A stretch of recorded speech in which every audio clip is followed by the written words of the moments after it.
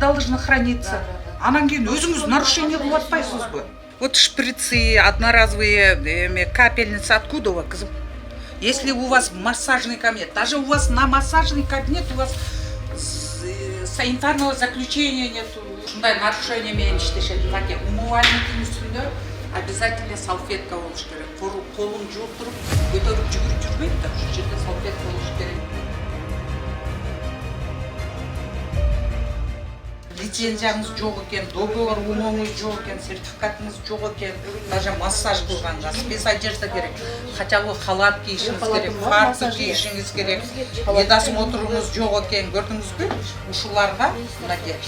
Ушуларды жасашыңыз керек 1-декабрь күнгө чейин. Ушундай. Саламаттык сактоо министрлиги жүргүзүп жаткан реформанын негизинде жеке менчик клиникаларды текшерүү да киргизилген. Бүгүн Санепид көзөмөлдөө борбору атайын рейд өткөрдү. Анда Жалал Абад шаарынын Борбордук базарынын тегерегиндеги менчик стоматологиялык клиникалар жана сулуулук салондорунун лицензиясы бар же жоктугу жана санитардык абалы текшерилди. Алгачкы клиникага киргенде эле жетекчиси жок экендигин айтып чыгышты. Мындан сырткары аталган стоматологиянын талапка ылайык тиешелүү бир да кагазы жок экендиги аныкталды.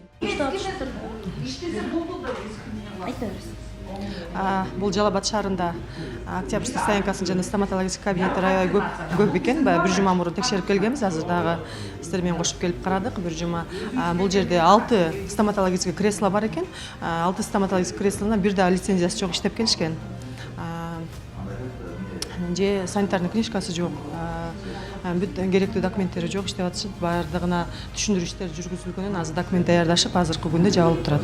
Муну менен бирге эле кардарларды тейлеген косметологиялык кызмат көрсөткөн жайлардын лицензиялары жок экендиги белгилүү болду.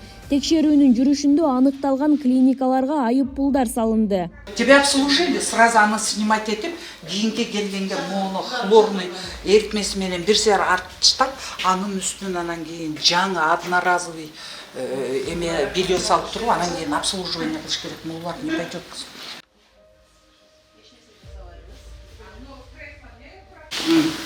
Жок то. Барбар. Кана. Мен бүгүнгө неме кылдым эле, тапшырдым эле.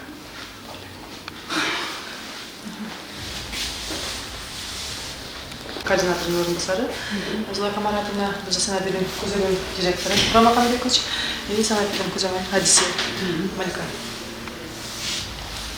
Фатимешке жанагы лицензия алдыңыздар билесиздер? Бар, ооба.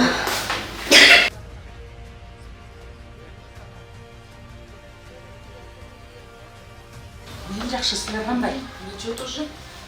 Тут что, процедурный или? Нет, это здесь не процедура, здесь приемный врачебный кабинет. Ага. Но процедурный я свои капаю только вот своих знакомых. Ну, шприцпен что-то отказал. Бұл жөнелі азыр же, я туда добавлял, сейчас ее выкину же.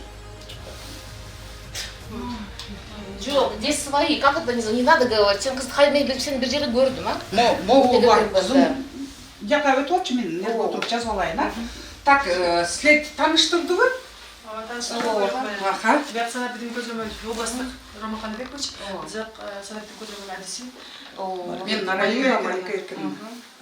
Ишке муну эме как умалат жок болот. Умон. Жоқ, бұны не... Қараңыз эле, врач болсоң, почему тогда без спецодежды? Где халат, где маска, где чепчик? Я сейчас на стирку все отдала сегодня. У вас должно быть 3. Один у вас на себя, другой в запасе, третий. Так, почему?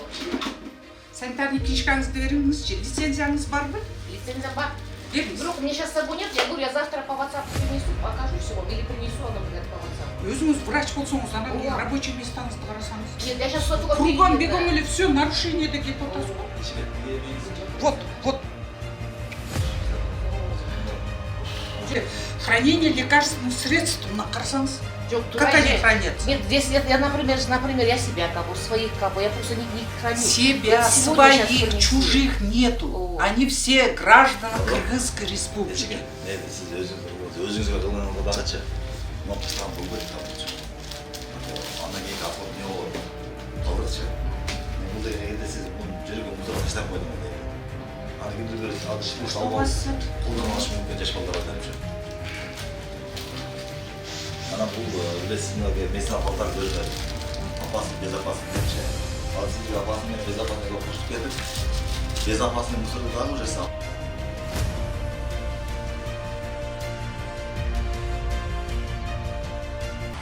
Бир эле лицензиясы менен бир нече кабинеттерде иштеп жаткандыгына күбө болдук.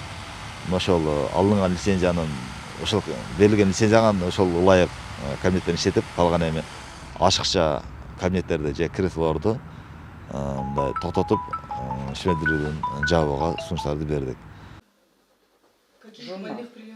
Журнал регистрации больных. Саламаттык сактоо министрлигинин маалыматында өлкөдө лицензиясыз эле медициналык кызмат көрсөткөндөрдүн саны 3000ге чамалайт.